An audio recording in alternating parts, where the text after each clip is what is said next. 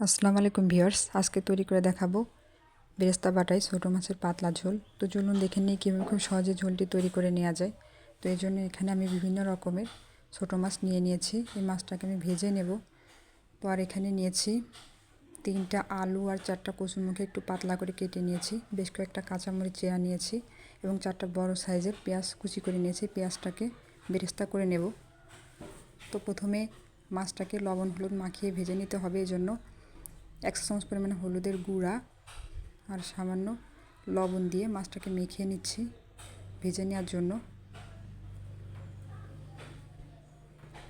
তো মেখে নেওয়া হয়ে গেছে। এখন এই মাছটা নিয়ে ভাজতে চলে যাব। আমি মাটির চুলায় রান্না করব। তো কড়াইতে 3 টেবিল চামচের মতো সয়াবিন তেল ভালো মতো গরম করে মাছটা দিয়ে দিলাম। আমি দুবারে মাছটা ভেজে নেব।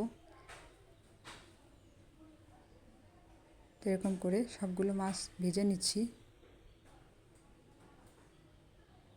একটু কড়া করে ভাজতে হবে যাতে ঝোলে দেওয়ার পর মাছটা ভেঙে না যায়। সবগুলো মাছ ভেজে নেওয়া হয়ে গেছে। একই তেলের মধ্যে পেঁয়াজগুলো দিয়ে দিলাম বেরেস্তা তৈরি করে নেওয়ার জন্য।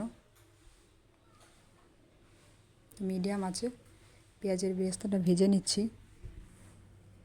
এরপর যে 1 চা চামচ পরিমাণ গোটা জিরে দিয়ে পেঁয়াজের সাথে জিরেটাও ভেজে তুলে নিচ্ছি। পেঁয়াজ বেরেস্তা তৈরি করা হয়ে গেছে। তো একই তেলের মধ্যে আরও কিছুটা তেল দিয়ে তাতে দিয়ে দিচ্ছি আলু আর কচুটা, স্বাদ মতো লবণ দিয়ে দিলাম আর দিয়ে দিচ্ছি 1.5 চা চামচ পরিমাণ হলুদের গুঁড়া। তো এখন সব কিছু একটু 1.5 থেকে 2 মিনিট কষিয়ে নেব। তারপরে তো ঝোলের পানি অ্যাড করব।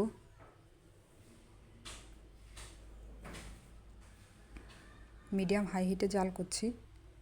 তো এরপর যে ঝোলের পানি দিয়ে দিলাম। আপনারা যে যেমন ঝোল পছন্দ করেন সে অনুযায়ী ঝোলের পানি দিয়ে দেবেন। এরপর যে দিয়ে দিচ্ছি কাঁচামরিচ চেরাটা।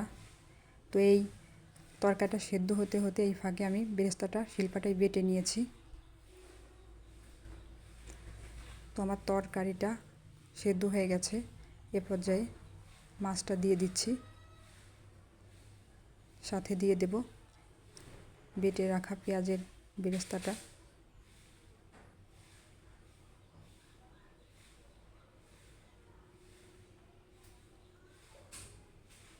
তো এ পর্যায়ে লবণটা চেক করে নিচ্ছি।